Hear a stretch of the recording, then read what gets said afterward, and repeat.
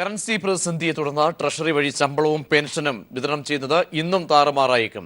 ഇന്നത്തേക്കായി 200 കോടി രൂപയാണ് സർക്കാർ ആവശ്യപ്പെട്ടിരിക്കുന്നത്. ഇത് ലഭിച്ചില്ലെങ്കിൽ പ്രതിസന്ധി കൂടുതൽ രൂക്ഷമാകും. വിശദാംശങ്ങളുമായി ഷീജ ചേരുന്നു. ഷീജ, ഇന്ന് ആവശ്യപ്പെട്ടിരിക്കുന്നത് 200ഓളം കോടി രൂപയാണ്. എങ്ങനെയാണ് കഴിഞ്ഞ 2 നാൾ ദിനം കണ്ട അതേ പ്രതിസന്ധി ഇന്നും തുടരാനാണോ സാധ്യത?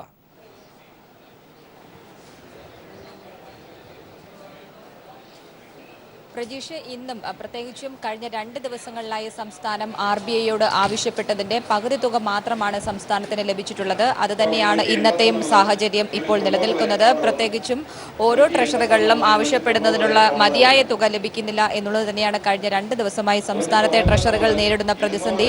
ഇതിൽ പ്രധാനമായും ഗ്രാമീണ മേഖലയിലുള്ള ട്രഷറികളാണ് കൂടുതൽ ബുദ്ധിമുട്ട് അനുഭവിക്കുന്നത്. പ്രത്യേകിച്ചും അവിടങ്ങളിൽ കൂടുതൽ പണം എത്തുന്നില്ല. നഗരപ്രദേശങ്ങളിലാകട്ടെ പണം എത്തുന്നുണ്ട്. അതുകൊണ്ട് വലിയ തോതിൽ ഒരു പ്രതിസന്ധി ഉണ്ടാകുന്നില്ല. മറ്റൊരു പ്രതിസന്ധി നേരിടുന്നത് 2000 രൂപയുടെ നോട്ടുകളാണ് മിക്ക ട്രഷറികളിലും എത്തുന്ന ട്രഷറികളിൽ പോലും 2000 രൂപയുടെ നോട്ടാണ് എത്തുന്നത് എന്നുള്ളത് ചെറിയ പെൻഷൻകാരെയും സാരമായി തന്നെ ബാധിക്കുന്നുണ്ട്. ഏതായാലും ഞാൻ നിലവിൽ നിൽക്കുന്നത് കിഴക്കേക്കോട്ടയിലുള്ള പെൻഷൻകാർക്കുള്ള സബ് ട്രഷറിയിലാണ്. ഇവിടെ ഇപ്പോൾ ഏതായാലും റിസർവ് ബാങ്കിൽ നിന്നുള്ള പണം എത്തിയിട്ടില്ല. നിലവിൽ അവരുടെ പക്കലുണ്ടായിരുന്ന 10 ലക്ഷം രൂപ അത് വെച്ചാണ് ഇപ്പോൾ ഏതായാലും അവർ രാവിലെ മുതൽ 10:15 തന്നെ പെൻഷൻ വിതരണം ആരംഭിച്ചിരിക്കുന്നത്. ഇതിനുശേഷം RBIയിൽ നിന്നുള്ള പണം കൂടി ലഭിച്ചതിനു ശേഷമേ ഇവർക്ക് ഇന്ന് പൂർണ്ണ തോതിൽ പ്രവർത്തനക്ഷമമാകാൻ സാധിക്കുകയുള്ളൂ. പ്രത്യേകിച്ചും അല്ലാത്ത പക്ഷം ഉച്ചയോടുകൂടി പണം തീരുന്ന ഒരവസ്ഥയിലേക്ക് കാര്യങ്ങൾ എത്തും. ഇത് തന്നെയാണ് വലിയ പ്രതിസന്ധി സംസ്ഥാനത്തെ ട്രഷറികളെല്ലാം നേരിടുന്നത്. കഴിഞ്ഞ ദിവസം വരെ ആദ്യ ദിവസം 42 ട്രഷറികളിലായിരുന്നു 1 രൂപ പോലും എത്താത്ത ഒരു സാഹചര്യം. തുടർന്ന് അടുത്ത ദിവസം ആ സാഹചര്യത്തിന് ഒരു മാറ്റം ഉണ്ടായെങ്കിൽ പോലും ഒരു 3ഓളം ട്രഷറികളിൽ 1 രൂപ പോലും എത്താത്ത ഒരു സാഹചര്യം ഉണ്ടായിരുന്നു. ഇന്നിപ്പോൾ ഏതായാലും പതിവ് പോലെ തന്നെ 200 കോടി രൂപയാണ് ഇന്നത്തെ പ്രവർത്തനങ്ങൾക്ക് വേണ്ടി സംസ്ഥാനം RBIയോട് ആവശ്യപ്പെട്ടിരിക്കുന്നത്. എന്നാൽ ഇതിൽ എത്ര തുക ലഭിച്ചു എന്നുള്ളത് ഇനി വരുന്ന കണക്കുകളിൽ നിന്ന് മാത്രമേ വ്യക്തമാകൂ. ഏതായാലും ഉച്ചവരെയുള്ള പ്രവർത്തനത്തിന് നിലവിൽ ചില ട്രഷറികളിലെല്ലാം പണം നിലവിൽ അവരുടെ കരുതൽ ധനമായിട്ടുള്ളത് വെച്ചിട്ട് അവർ രാവിലെ മുതൽ പെൻഷൻ വിതരണം ആരംഭിച്ചിട്ടുണ്ട്. എന്നാൽ ഈ പെൻഷൻ വിതരണം ഇന്ന് സുഗമമായി നടക്കണമെങ്കിൽ പൂർണ്ണതോതിൽ RBIയിൽ നിന്നും അവർ ആവശ്യപ്പെട്ട തുക കൂടി ലഭിക്കേണ്ടതുണ്ട്. അല്ലാത്ത ട്രഷറികളുടെ പ്രവർത്തനം അവതാളത്തിലാകുന്നതായിരിക്കും. അതോടൊപ്പം തന്നെ ഗ്രാമീണ മേഖലയിലാണ് കൂടുതൽ പ്രതിസന്ധി നിലനിൽക്കുന്നത്. ഗ്രാമീണ മേഖലയിൽ ആവശ്യപ്പെടുന്നതിന്റെ പകുതി തുക പോലും എത്തുന്നില്ല. ചില ട്രഷറികളിലാകട്ടെ 1/4% മാത്രമാണ് എത്തുന്നത്. ഇത് വലിയ തോതിൽ ഒരു പ്രതിസന്ധി ഉണ്ടാക്കുന്നുണ്ട്. ഏതായാലും ഇന്നെങ്കിലും ആവശ്യപ്പെടുന്ന തുക ലഭിക്കും. തങ്ങൾക്ക് രാവിലെ മുതൽ പ്രത്യേകിച്ച് രാവിലെ 5 മുതൽ തന്നെ ഈ പെൻഷൻ വാങ്ങാൻ വേണ്ടി ക്യൂവിൽ എത്തി നിൽക്കുന്നവരുണ്ട്. അതുകൊണ്ട് തങ്ങൾക്ക് ഏതെങ്കിലും രീതിയിൽ പണം ലഭിച്ച് പെൻഷൻ വാങ്ങി പോകാൻ കഴിയുമെന്നൊരു പ്രതീക്ഷയിലാണ് പെൻഷൻകാരെല്ലാവരും ഉള്ളത്. ശമ്പളക്കാർ താരതമ്യേന കുറവാണ് എത്തിക്കൊണ്ടിരിക്കുന്നത്. ഏതായാലും സംസ്ഥാനം ആവശ്യപ്പെട്ടുള്ള തുക ലഭിച്ചിട്ടില്ലെങ്കിൽ പ്രതിസന്ധി ഉച്ച കഴിയുമ്പോൾ തീർത്തും വലിയ പ്രതിസന്ധി തന്നെയായിരിക്കും. ഷീജ, നീക്കിയിരിപ്പ് ഏകദേശം 15 കോടി രൂപ മാത്രമാണുള്ളത്.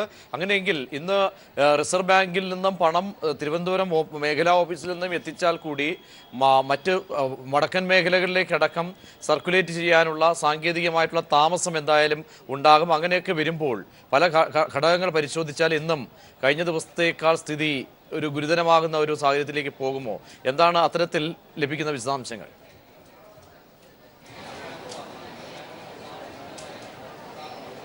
നിലവിലിപ്പോൾ ഏതായാലും പ്രതിസന്ധി അതുപോലെ തന്നെ നിലനിൽക്കുന്നുണ്ട്. പ്രത്യേകിച്ചും കൃത്യമായി ഈ പണം ലഭ്യമാക്കുന്നില്ല RBI എന്നുള്ളതാണ് ഇത്തരത്തിൽ പ്രതിസന്ധി നിലനിൽക്കാൻ കാരണം.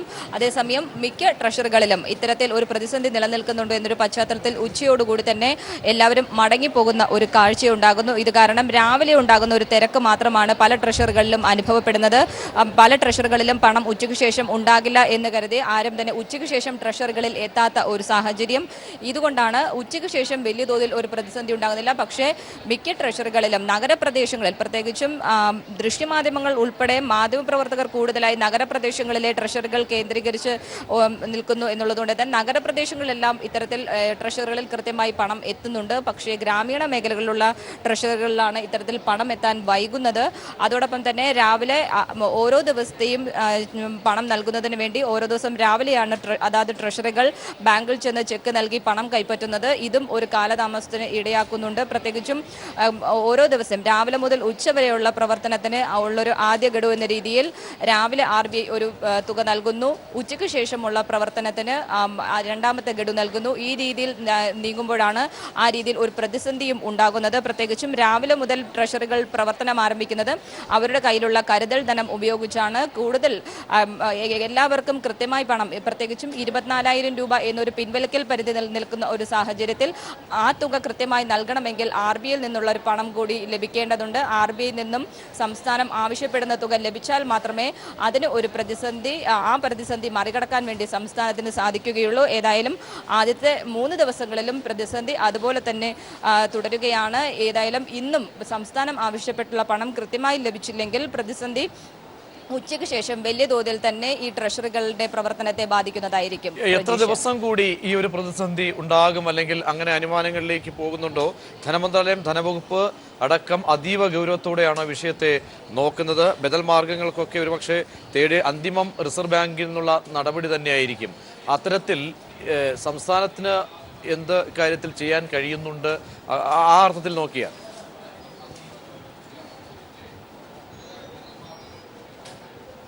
സംസ്ഥാനത്തിന്റെ ധനവകുപ്പ് തന്നെ പ്രത്യേകിച്ചും ഈ കാര്യത്തിൽ വ്യക്തമായി നിരീക്ഷിക്കുന്നത് ഈ ദിവസങ്ങളിൽ പ്രത്യേകിച്ചും കറൻസി ദൗർലഭ്യം തന്നെയാണ് പ്രധാനമായും കേരളം ഉൾപ്പെടെയുള്ള എല്ലാ സംസ്ഥാനങ്ങളും നേരിടുന്നത്.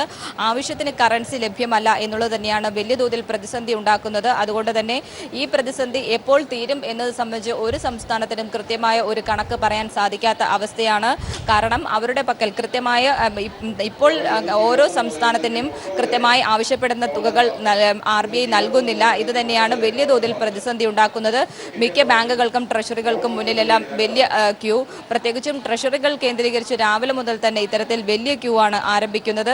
ഏതായാലും ഈ വിഷയത്തിൽ അടിയന്തരമായ ഒരു ഇടപെടൽ RBIയുടെ ഭാഗത്തു നിന്നും ഉണ്ടാകണം എന്ന് തന്നെയാണ് എല്ലാ സംസ്ഥാനങ്ങളും ഒറ്റക്കെട്ടായി ആവശ്യപ്പെടുന്നത്.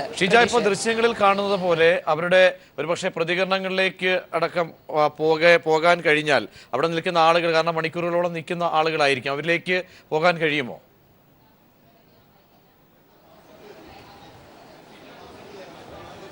തീർച്ചയായും നമ്മൾ നേരത്തെയുള്ള എല്ലാ ബുള്ളറ്റിനുകളിലും അവരുടെ പ്രതികരണങ്ങൾ നൽകിയിരുന്നു. പ്രത്യേകിച്ചും അവർ രാവിലെ മുതൽ, ഞാനിപ്പോൾ നിൽക്കുന്ന ഈ സബ് ട്രഷറിയിലാകട്ടെ, പുലർച്ചെ 5 മണി മുതലാണ് ഇവിടെ ആൾക്കാർ എത്തിത്തുടങ്ങിയത്. ഓരോരുത്തരും നമുക്ക് അവരോട് തന്നെ നമുക്ക് ചോദിച്ചറിയാം.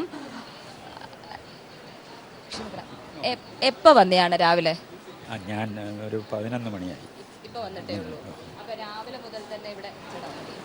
രാവിലെ മുതൽ തന്നെ വലിയ തിരക്കാണ് എല്ലാ ട്രഷറികളിലും അനുഭവപ്പെട്ടുകൊണ്ടിരിക്കുന്നത്. പ്രത്യേകിച്ചും ഇത്തരത്തിൽ പെൻഷൻകാർക്കാണ് വലിയൊരു ബുദ്ധിമുട്ട്. വയസ്സായത്, പല അസുഖങ്ങൾ, ഇത് എത്രത്തോളം ബുദ്ധിമുട്ടാണ് നിങ്ങൾക്ക് ഉണ്ടാകുന്നത്? ഇത് തികച്ചും ബുദ്ധിമുട്ടാണ്, വളരെയധികം ബുദ്ധിമുട്ടാണ് സാധാരണ ഈ നമ്മുടെ പെൻഷൻകാർ അനുഭവിക്കുന്നത്. ഒട്ടുമുക്കാലും പേരെല്ലാം തന്നെ ശാരീരികമായും ആരോഗ്യപരമായും വളരെ പ്രശ്നങ്ങളുള്ളവരാണ്.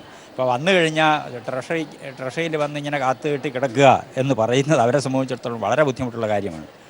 ഡയബറ്റിക്, മറ്റുള്ള ഇത്രയും രോഗങ്ങൾ കൊണ്ട് ബുദ്ധിമുട്ടുന്നവരാണ്. അപ്പോൾ അവരെ സംബന്ധിച്ചിടത്തോളം ഇതൊരു വളരെ ആശങ്കയാണ്. അതിൽ ഇപ്പം ട്രഷറിയിൽ എത്തിക്കഴിഞ്ഞാൽ എത്ര മണിക്ക് തിരിച്ച് പോകാൻ കഴിയുമെന്നുള്ളത് വരെ നിവൃത്തിയില്ലാത്തൊരു, അതിനുറപ്പില്ലാത്തൊരു സാഹചര്യത്തിലാണ് ഇപ്പോൾ കഴിഞ്ഞു പോകുന്നത്. ഏതായാലും ഇന്നത്തെ അവസ്ഥ കണ്ടറിയാം എന്നുള്ള നിലയിലാണ് ഞാനെത്തിയത്. പ്രത്യേകിച്ചും ഈ ചെറിയ പെൻഷൻകാർക്കൊക്കെ വലിയ ബുദ്ധിമുട്ടാണ്. ഞാൻ രാവിലെ തന്നെ ഇവിടെയുള്ള ട്രഷറിയിൽ വന്ന മറ്റ് ചില പെൻഷൻകാരോട് സംസാരിച്ചപ്പോൾ അവർക്ക് പറയുന്ന ഒരു ബുദ്ധിമുട്ടെന്ന് വെച്ചാൽ ചെറിയ പെൻഷനാണ്, ഇത്തരത്തിൽ 24,000 രൂപയൊന്നും തങ്ങൾക്ക് കൈപ്പറ്റാനില്ല. അപ്പം ചെറിയ തുകയാണ് ആവശ്യമുള്ളത്. അതിന് പോലും 2,000 രൂപയെ ലഭ്യമുള്ളൂ എന്നുള്ളതുകൊണ്ട് ചെറിയ തുകകൾ, ആ ഉള്ള തുക പോലും ലഭിക്കാത്തൊരവസ്ഥയുണ്ട്. അതെ, ഉണ്ട്. അതിപ്പം ഞാൻ അറിയുന്നത് ഇപ്പം കൊടുക്കുന്ന മുഴുവൻ 2,000 രൂപയുടെ നോട്ടുകളാണെന്നാണ്. ഈ 2,000 രൂപയുടെ നോട്ടും കൊണ്ട് ഇതിൻ്റെ എന്തെങ്കിലും ഇപ്പം തന്നെ വാങ്ങിക്കൊണ്ട് പോകുമ്പോൾ ഏതെങ്കിലും ഒരു അത്യാവശ്യത്തിന് അത് ഉപയോഗിക്കാമെന്ന് വെച്ചാൽ കഴിയാത്ത അവസ്ഥയാണ്.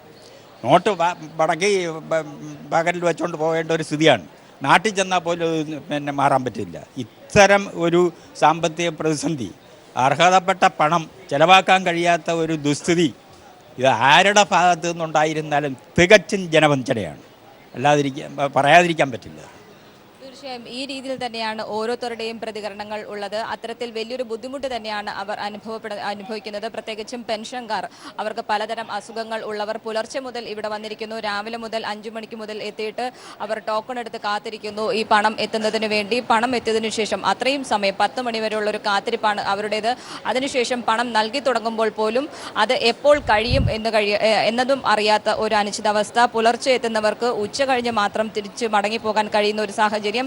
ഇത് പ്രായമേറിയവർക്ക് വലിയ ബുദ്ധിമുട്ട് തന്നെയാണ് ഉണ്ടാക്കുന്നത്. മറ്റൊരു പ്രതിസന്ധിയാണ്, കുറച്ചു മുമ്പ് അദ്ദേഹം സൂചിപ്പിച്ചതുപോലെ ഈ 2000 രൂപയുടെ നോട്ടുകൾ ലഭിക്കുന്നു.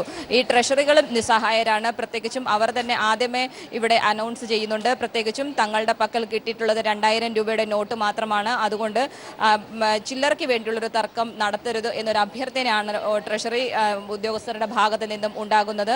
ഏതായാലും ഇതും വലിയ തോതിൽ ചെറിയ പെൻഷൻകാർക്ക് വലിയ ബുദ്ധിമുട്ട് തന്നെയാണ് ഉണ്ടാക്കുന്നത്. പ്രജീഷ്, തുടർച്ചയായ 3-ാം നാളും പ്രതിസന്ധി ഒഴിയുന്നില്ല. ട്രഷറികളിൽ നിന്നുള്ള ദൃശ്യങ്ങളാണ് നൽകിയതൊപ്പം വിശദാംശങ്ങളും ഷീജ നൽകുകയായിരുന്നു. GST കൗൺസിൽ യോഗം ദില്ലിയിൽ ആരംഭിച്ചു. നോട്ടുമാറ്റം യോഗം ചർച്ച ചെയ്യും.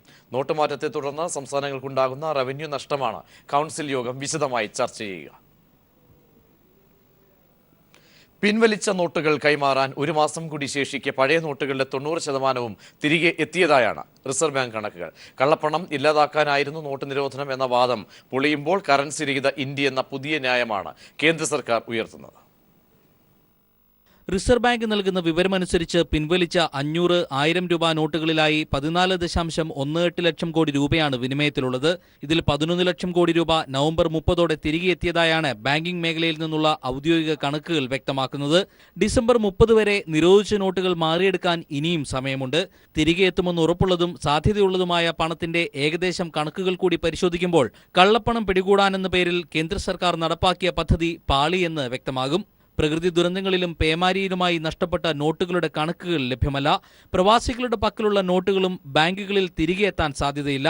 മാറ്റിയെടുക്കാൻ അനുമതി കാത്ത് രാജ്യത്തെ സഹകരണ ബാങ്കുകളിലും സഹകരണ സംഘങ്ങളിലുമായി കോടികളുടെ അസാധു നോട്ടുകൾ കെട്ടിക്കിടപ്പുണ്ട്. ഇത്തരത്തിലുള്ള കണക്കുകൾ കൂടി വിശകലനം ചെയ്യുമ്പോൾ 95% പണവും ബാങ്കുകളിൽ തിരികെ എത്തുമെന്നാണ് വിദഗ്ധരുടെ വിലയിരുത്തൽ. ഇതോടെ കള്ളപ്പണവാദത്തിൽ നിന്ന് കേന്ദ്ര സർക്കാർ പിന്തിരിഞ്ഞു തുടങ്ങി. കറൻസി രഹിത ഇന്ത്യ എന്ന ലക്ഷ്യത്തോടെയാണ് നോട്ട് പിൻവലിക്കലെന്നാണ് മോദി സർക്കാരിന്റെ പുതിയ വാദം. News desk. ഫിദൽ കാസ്ട്രോയുടെ ഭൗതികാവശിഷ്ടവും വഹിച്ചുള്ള വാഹനവ്യൂഹം സാന്റിയാഗോയിലേക്ക് അടുക്കുന്നു. 4-ാം തീയതിയാണ് സാന്റിയാഗോയിൽ ഫിദലിന് വേണ്ടി സ്മാരകം നിർമ്മിക്കാൻ ഉദ്ദേശിക്കുന്ന സ്ഥലത്ത് ദേഹാവശിഷ്ടം സംസ്കരിക്കുക. സാന്റിയാഗോയിൽ നിന്നും MA ബേബി കൈരളി പീപ്പിൾ TVക്ക് വേണ്ടി നൽകിയ റിപ്പോർട്ടിലേക്ക്. ഇന്നേക്ക് 60 വർഷങ്ങൾക്ക് മുമ്പാണ് മെക്സിക്കോയിൽ നിന്നും ഗ്രാൻമ എന്ന ചെറു നൗകയിൽ പുറപ്പെട്ട ഫിഡലും റൗൾ കാസ്ട്രോയും ചെഗുവേരയും കാമില്ലോ സിയൻഫുവും എല്ലാം അടങ്ങുന്ന വിപ്ലവകാരികൾ സാന്റിയാഗോ പട്ടണത്തിനടുത്ത് തീരത്ത് ഒരു ചതുപ്പു നിലത്തിൽ ദുഷ്കരമായ സാഹചര്യത്തിൽ വന്ന് ഇറങ്ങുന്നത്. ഡിസംബർ 2-ാം തീയതിയാണ്. അതേ ദിവസമാണ് സാന്റിയാഗോയെ ലക്ഷ്യം വെച്ചുകൊണ്ട്, അതേ നഗരത്തെ ലക്ഷ്യം വെച്ചുകൊണ്ടുള്ള ഫിദലിന്റെ ഭൗതികാവശിഷ്ടവും വഹിച്ചുകൊണ്ടുള്ള വാഹനവ്യൂഹം സഞ്ചരിച്ചുകൊണ്ടിരിക്കുന്നത്. ഹവാനയിൽ നിന്ന് 800-ലധികം കിലോമീറ്റർ ദൂരമുണ്ട് സാന്റിയാഗോ ഡി ക്യൂബയിലേക്ക്. 4-ാം തീയതി രാവിലെയാണ് സാന്റിയാഗോ ഡി ക്യൂബയിൽ ഫിദലിന്റെ സ്മാരകം നിർമ്മിക്കാൻ ഉദ്ദേശിക്കുന്ന സ്ഥാനത്ത് അവിടെ ക്യൂബയുടെയും ലാറ്റിൻ അമേരിക്കയുടെയും വിമോചന നായകരിൽ ഒരാളായ ഹോസെ മാർട്ടിയുടെ ഭൗതികാവശിഷ്ടം അവിടെ സൂക്ഷിച്ചിട്ടുണ്ട്. ആ സ്മാരകത്തിന് ഒപ്പം അതിനടുത്ത് ഫിദലിന്റെയും ഭൗതികാവശിഷ്ടങ്ങൾ സംസ്കരിക്കുന്നതായിരിക്കും. ക്യൂബയിലാകെ ജനങ്ങൾ സ്വാഭാവികമായും ദുഃഖിതരാണ്. എന്നാൽ അലമുറയിട്ടുള്ള കരച്ചിലോ അതിവൈകാരിക പ്രകടനങ്ങളോ ഒന്നും കാണാൻ കഴിയുന്നില്ല. കൈരളി പീപ്പിൾ ചാനലിന് വേണ്ടി MA ബേബിയാണ് നിങ്ങളോട് സംസാരിച്ചത്. കോഴിക്കോട് മാൻഹോൾ അപകടത്തിൽ മരിച്ച നൌഷാദിന്റെ ഭാര്യയ്ക്ക് സർക്കാർ ജോലി. റവന്യൂ വകുപ്പിൽ ക്ലർക്കായാണ് ജോലി. ഇത് സംബന്ധിച്ച വിജ്ഞാപനം സർക്കാർ പുറത്തിറക്കി. വിവരങ്ങളുമായി PV കുട്ടൻ ചേരുന്നു. കുട്ടൻ, വിവരങ്ങൾ. പ്രജീഷ്, കഴിഞ്ഞ വർഷമാണ് നൌഷാദ് മരിച്ചത്. മാൻഹോളിൽ പെട്ട 2 അന്യസംസ്ഥാന തൊഴിലാളികളെ രക്ഷിക്കുന്നതിനുള്ള ശ്രമത്തിനിടയിലാണ് നൌഷാദും ആ മാൻഹോളിൽ പെട്ട് മരിക്കുകയായിരുന്നു. മനുഷ്യസ്നേഹത്തിന്റെയും ധീരതയുടെയും ഒക്കെ വലിയ മാതൃക തീർത്ത ആ മനുഷ്യസ്നേഹിയാണ് ഇപ്പോൾ സംസ്ഥാന സർക്കാർ ആദരിക്കുന്നത്. നൌഷാദിന്റെ ഭാര്യയ്ക്ക് സംസ്ഥാന സർക്കാർ ജോലി നൽകിയിരിക്കുകയാണ്. റവന്യൂ വകുപ്പിൽ ക്ലർക്കായാണ് നിയമനം. ഇത് സംബന്ധിച്ച വിജ്ഞാപനം കഴിഞ്ഞ ദിവസം പുറത്തിറങ്ങി. കഴിഞ്ഞ വർഷം നൌഷാദ് ഇത്തരത്തിൽ മരിച്ചപ്പോൾ തന്നെ കുടുംബാംഗങ്ങൾക്ക് സഹായം നൽകണമെന്നും ഭാര്യയ്ക്ക് ജോലി നൽകണമെന്നുള്ള ആവശ്യം വിവിധ കോണുകളിൽ നിന്നും ഉയർന്നിരുന്നു. എന്നാൽ അന്ന് അത് പരിഗണിക്കപ്പെട്ടില്ല. പിന്നീട് LDF സർക്കാർ അധികാരത്തിൽ വന്നതിന് ശേഷമാണ് ഇപ്പോൾ നൌഷാദിന്റെ ഭാര്യയ്ക്ക് ജോലി നൽകാൻ തീരുമാനിച്ചിരിക്കുന്നത്. PV കുട്ടനാണ് വിവരങ്ങൾ നൽകിയത്. സംസ്ഥാന സ്കൂൾ കായികോത്സവത്തിൽ എറണാകുളവും പാലക്കാടും കുതിപ്പ് തുടങ്ങി. 2 സ്വർണം വീതം നേടി പാലക്കാടും എറണാകുളവും മുന്നേറുകയാണ്. കായികോത്സവത്തിന്റെ ആദ്യ സ്വർണം എറണാകുളം ജില്ല നേടി. സീനിയർ ആൺകുട്ടികളുടെ 5000 മീറ്ററിൽ കോതമംഗലം ബസ്സിലെ ബിബിൻ ജോർജാണ് സ്വർണം നേടിയത്. പെൺകുട്ടികളുടെ 3000 മീറ്ററിൽ ദേശീയ റെക്കോർഡോടെ പാലക്കാട് കല്ലടി ഹയർ സെക്കൻഡറി സ്കൂളിലെ സി ബബിത സ്വർണം നേടി. ജൂനിയർ പെൺകുട്ടികളുടെ 3000 മീറ്ററും പാലക്കാട് ജില്ല തൂത്തുവാരി. വിശദാംശങ്ങൾ അരുൺ നൽകും. അരുൺ, ആദ്യ ദിനത്തിൽ തന്നെ സ്വർണ്ണ നേട്ടങ്ങളുടെ പട്ടിക അതിലേക്ക് പുതിയ കുട്ടികൾ കടന്നു വരുന്നു. പാലക്കാടും എറണാകുളവും എല്ലാ തവണയും കാണുന്ന പോലെ ഒരു ഇഞ്ചോടിഞ്ച്. ആദ്യ ദിനത്തിന് എന്തൊക്കെയാണ് കാര്യങ്ങൾ, വിശേഷങ്ങൾ?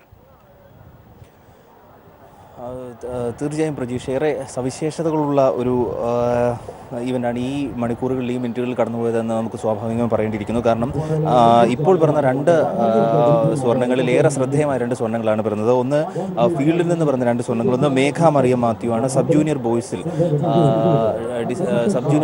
ത്രോയിൽ നേടിയ സ്വർണ്ണം ഏറെ ശ്രദ്ധേയമാണ്. തുടർച്ചയായി 4ാം സ്വർണ്ണം, അതായത് 4 മീറ്റുകളിൽ സ്വർണ്ണം നേടുക എന്ന സവിശേഷതയിലേക്ക് കൂടിയാണ് പെൺകുട്ടി നിലവിൽ എത്തിയത്. മറ്റൊന്ന് senior sub junior boys high ജമ്പിൽ ഭരത് രാജ് സ്വർണം നേടിയെന്നുള്ളതാണ്. അതായത് പത്തനംതിട്ട ജില്ലയിൽ നിന്നാണ് സ്വർണം നേടിയിരിക്കുന്നത്. 20 വർഷത്തിന് ശേഷം ആദ്യമായാണ് ഈ ഇനത്തിൽ അല്ലെങ്കിൽ ഏതെങ്കിലും തരത്തിൽ ഈ ജില്ലയ്ക്ക് സ്വർണം ലഭിക്കുന്നത്. ഇതേ ഇനത്തിൽ വയനാടിന് തന്നെയാണ് വെള്ളിയും നിലവിൽ ലഭിച്ചിരിക്കുന്നത്. എന്തായാലും ഇന്ന് 18 ഫൈനലുകളാണ് നിലവിൽ ഷെഡ്യൂൾ ചെയ്തിരിക്കുന്നത്. അതിൽ 7 ഫൈനലുകൾ നിലവിൽ കഴിഞ്ഞിട്ടുണ്ട്. ഉച്ചയോടുള്ള സെഷൻ ഏറെക്കുറെ മത്സരങ്ങളൊക്കെ നിലവിൽ പൂർത്തിയാവാനിരിക്കുന്നു. എന്തായാലും ഇതിനുശേഷം വൈകിട്ട് 3:30 കൂടിയാണ് നിലവിൽ മത്സരങ്ങൾ പൂർത്തിയാവുക. നിലവിൽ 7 മത്സരങ്ങളാണ് നിലവിൽ ഷെഡ്യൂൾ ചെയ്തിരുന്നതിൽ പൂർത്തിയായിട്ടുള്ളത്. 3 സ്വർണം പാലക്കാടിനും 2 സ്വർണം എറണാകുളത്തിനും എന്ന നിലയിലാണ് നിലവിൽ ഈ മണിക്കൂറുകളിൽ ലഭിക്കുന്ന വാർത്തകൾ. എന്തായാലും ഉച്ചയ്ക്ക് ശേഷം മറ്റ് ഹീറ്റ്സ് മത്സരങ്ങൾ കൂടി ട്രാക്കിൽ പുരോഗമിക്കും. പ്രജീഷ്, ഒപ്പം എറണാകുളവും പാലക്കാടും കഴിഞ്ഞ തവണ ആ കാലങ്ങളിൽ പോലെ തന്നെയുള്ളൊരു ഇഞ്ചോടിഞ്ച് ഇത്തവണയും കാണാൻ കഴിയുമെന്ന സൂചനകൾ ആദ്യ ദിനം തന്നെ ലഭിക്കുന്നുണ്ടോ അരുൺ? ആ രീതിയിൽ, കാരണം മത്സരങ്ങളിലെ ചൂടും വാശിയും ഒക്കെ നോക്കുമ്പോൾ അങ്ങനെ തന്നെയാണോ കാണുന്നത്? തീർച്ചയായും പ്രതീക്ഷ, നമുക്കങ്ങനെ ഈ ഏത് ജില്ലകളുടെ ഏത് സ്കൂളിൻ്റെ ആധിപത്യത്തിലേക്ക് എന്ന തരത്തിൽ ഒരു കണക്കെടുപ്പ് ഈ മണിക്കൂറുകളിൽ ലഭ്യമല്ല, അല്ലെങ്കിൽ അത് നടക്കില്ല. കാരണം ഏറ്റവും കൂടുതൽ മത്സരങ്ങൾ ഷെഡ്യൂൾ ചെയ്തിരിക്കുന്നത് നാളെയും മറ്റന്നാളുമാണ്. അതായത് മറ്റന്നാൾ ഉച്ചയോടുകൂടി മാത്രമാണ് അങ്ങനെ ഒരു ആധിപത്യം എന്ന തരത്തിലേക്ക് നമുക്ക് കൃത്യമായി കാര്യങ്ങൾ അറിയാൻ സാധിക്കൂ. പിന്നെ ഞാൻ നേരത്തെ സൂചിപ്പിച്ചതുപോലെ തന്നെ ദീർഘദൂര ഇനങ്ങളിൽ സ്വാഭാവികമായും 5000 മീറ്ററിൽ സീനിയർ ബോയ്സിൽ ഇന്ന് ബിബിൻ ജോർജിലൂടെ സ്വർണം നേടി എന്നുള്ളതാണ്. അത് തുടർച്ചയായി പ്രതീക്ഷിച്ചിരുന്നതാണ്. അത് ആ തരത്തിൽ തന്നെ പ്രതീക്ഷിക്കുകയും ചെയ്തിരുന്നു നിലവിൽ. അതുകൊണ്ട് തന്നെ എന്തായാലും നിലവിൽ ഹീറ്റ്സ് മത്സരങ്ങൾ കൂടി ട്രാക്കിൽ പുരോഗമിക്കുന്നുണ്ട്. അപ്പോൾ അങ്ങനെ ഒരു കണക്കെടുപ്പ് നമുക്ക് കൃത്യമായി ലഭ്യമല്ല. കാരണം ഇതുവരെ 7 മത്സരങ്ങൾ മാത്രമാണ് പിറന്നിട്ടുള്ളത്. അതുകൊണ്ട് തന്നെയാണ് അത്തരത്തിലൊരു കണക്കെടുപ്പ് കൃത്യമായി നമുക്ക് എടുക്കാനും സാധിക്കാത്തത്. എന്തായാലും നാളെ മറ്റന്നാൾ ഉച്ചയോടുകൂടി തന്നെ അതിൻ്റെ ഒരു കൃത്യമായൊരു റിസൾട്ട്, അല്ലെങ്കിൽ ഏതൊക്കെ ജില്ലകളാണ്, ഏതൊക്കെ സ്കൂളുകളാണ്, കോതമംഗലം മാർബേസിലാണോ, പറളിയാണോ, മുണ്ടൂരാണോ, അല്ലെങ്കിൽ എറണാകുളം സെൻറ്റ് ജോർജ് ആണോ എന്ന തരത്തിലൊക്കെ ഒരു ചർച്ചയും ഒക്കെ പോവുള്ളൂ. എന്തായാലും ഈ മണിക്കൂറുകളിൽ നിലവിൽ 7 മത്സരങ്ങളാണ് പുരോഗമിച്ചിട്ടുള്ളത്. ഫീൽഡിൽ 2 മത്സരങ്ങൾ അടക്കം 7 മത്സരങ്ങൾ. പ്രജീഷ്, കായികോത്സവത്തിന്റെ ആദ്യ ദിന വിശേഷങ്ങളാണ് അരുൺ പങ്കുവച്ചത്. കഴിഞ്ഞ 3 വർഷമായി ഈ സംസ്ഥാനത്ത് സ്കൂൾ കായികമേളയിലെ ആദ്യ സ്വർണം ബിബിന് സ്വന്തം. ഇത്തവണയും ആ പതിവിന് മാറ്റമുണ്ടായില്ല. ബിബിനിലൂടെ ആദ്യ അക്കൗണ്ട് തുറക്കുക കൂടി ചെയ്തതോടെ കിരീടം നിലനിർത്താനാകുമെന്ന പ്രതീക്ഷയിൽ തന്നെയാണ് എറണാകുളം. കായികമേളയായാലും കായിക ഉത്സവമായാലും ബിബിൻ ജോർജ് എറണാകുളത്തിന്റെ ഭാഗ്യനക്ഷത്രമാണ്. കഴിഞ്ഞ 3 വർഷവും മീറ്റിലെ ആദ്യ സ്വർണം ബിബിന്റെ പേരിൽ തന്നെയായിരുന്നു. കഴിഞ്ഞ വർഷം 5000 മീറ്ററിലെ റെക്കോർഡ് തിരുത്തിയാണ് ബിബിൻ സ്വർണ്ണമണിഞ്ഞതെങ്കിൽ ഇത്തവണ റെക്കോർഡ് നേടാനായില്ലെങ്കിലും സ്വർണം നിലനിർത്തി. ബിബിൻ തുറന്നിട്ട സ്വർണ്ണപാതയിലൂടെ കുതിച്ച എറണാകുളം കഴിഞ്ഞ 3 വർഷവും ചാമ്പ്യൻ പട്ടം നിലനിർത്തുകയും ചെയ്തു. ഇത്തവണയും ബിബിന്റെ നല്ല തുടക്കം നൽകിയ ആത്മവിശ്വാസത്തിലാണ് എറണാകുളം ജില്ല. പോയ വർഷത്തെ നേട്ടം തന്റെ ജില്ലയും സ്കൂളും ആവർത്തിക്കുമെന്ന പ്രതീക്ഷയിലാണ് ബിബിനും. വളരെ സന്തോഷമുണ്ട്. കഴിഞ്ഞ വർഷം എൻ്റെ തന്നെയാണ് റെക്കോർഡ്. നന്നായി ചെയ്യാൻ പെർഫോമൻസ് ചെയ്യാൻ പറ്റിയില്ല, എങ്കിലും നന്നായി ചെയ്യാൻ പറ്റിയെന്ന് വിശ്വസിക്കുന്നു. നന്നായി ഒരു തുടക്കം വിട്ട് കൊടുക്കാൻ പറ്റുന്നത് വളരെ സന്തോഷമുണ്ട്. എറണാകുളത്തിൻ്റെ ഞങ്ങളുടെ സ്കൂളിൻ്റെ കഴിഞ്ഞ വർഷം ഞങ്ങളുടെ സ്കൂളിൽ തന്നെയാണ് ചാമ്പ്യൻഷിപ്പ് നേടിയത്. രണ്ടുപേരും ആദ്യമായിട്ട് ഒരു മെഡൽ എടുത്ത് കൊടുക്കാൻ പറ്റിയ സന്തോഷമുണ്ട്. ഇത്തവണ ഇനി 2 മത്സരങ്ങളും ഉണ്ട്, 800 ഉണ്ട്, 1500 ഉണ്ട്. ഇനി എല്ലാ ദിവസങ്ങളിലും ഓരോ ഐറ്റം വെച്ചുണ്ട്. ചെയ്യാൻ പറ്റുമെന്ന് വിശ്വസിക്കുന്നു. ഇനി 800, 1500 മീറ്ററുകളിൽ ട്രാക്കിലിറങ്ങി ട്രിപ്പിളാണ് ബിബിൻ ലക്ഷ്യമിടുന്നത്. കഴിഞ്ഞ വർഷം തലനാരിഴയ്ക്ക് നഷ്ടമായ ഹാട്രിക് ട്രിപ്പിളിന്റെ നിരാശ തീർക്കാനും ബിബിന് ഇത്തവണത്തെ ട്രിപ്പിൾ നേട്ടം അനിവാര്യമാണ്. ക്യാമറാമാൻ ജിബേഷിനൊപ്പം കോഴിക്കോട് നിന്നും മനു എം നായർ. ഇടവേള. കാനനവാസിന് നിവേദ്യമായി കേരളത്തിന്റെ തനത് കലാരൂപമായ കളരിപ്പയറ്റ് തൃശൂർ കുന്നംകുളം അരുവായി VKM കളരി സംഘമാണ് സന്നിധാനത്ത് അഭ്യാസ പ്രകടനം നടത്തിയത്. തുടർച്ചയായി 5ാം തവണയാണ് VKM കളരി സംഘം ധർമ്മശാസ്താവിന് മുന്നിൽ കളരി അഭ്യാസം നടത്തുന്നത്. കെട്ടുനിറച്ച സന്നിധാനത്തെത്തി അയ്യപ്പനെ വണങ്ങിയ ശേഷമാണ് സംഘം അരങ്ങിലെത്തിയത്. കളരിയുടെ പ്രാഥമിക രൂപമായ പുത്രവന്ദനത്തോടെയാണ് അഭ്യാസ പ്രകടനത്തിന് തുടക്കമായത്.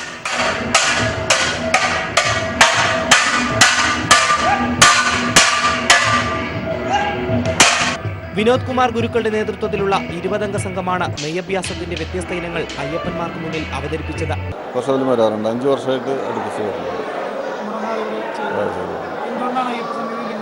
ഇല്ല, ഞാൻ അയ്യപ്പ ഭക്തനാണ്. എനിക്ക് വളരെ വിശ്വാസമാണ്. അപ്പോൾ അതുകൊണ്ട് പേരിൽ ഞാൻ വിശ്വസിച്ചതിൻ്റെ പേരിൽ എനിക്ക് സന്നിധാനത്ത് വന്നിട്ട് കളരിപ്പയറ്റ് പ്രദർശനം നടത്തണമെന്ന് വലിയൊരു ആഗ്രഹം ഉണ്ടായിരുന്നു. ചെറിയ കുട്ടികൾ വരെ സംഘത്തിലുണ്ടായിരുന്നു. നെയ്യഭ്യാസത്തിന്റെ ചടലതാളങ്ങൾ ആവാഹിച്ചുള്ള മുച്ചാൺ പയറ്റ് കാഴ്ചക്കാരിൽ ഉത്കണ്ഠയും ഒപ്പം ആനന്ദവുമാണ് സമ്മാനിച്ചത്. ജില്ലാ പോലീസ് മേധാവിയുടെ അനുവാദം വാങ്ങി ആയുധങ്ങളുമായി ശബരിസന്നിധിയിലെത്തിയ സംഘം തീർത്ഥാടകർക്ക് സമ്മാനിച്ചത് നെയ്യഭ്യാസത്തിന്റെ വർണ്ണവസന്തം തന്നെയാണ്. News bureau, Sannidhanam.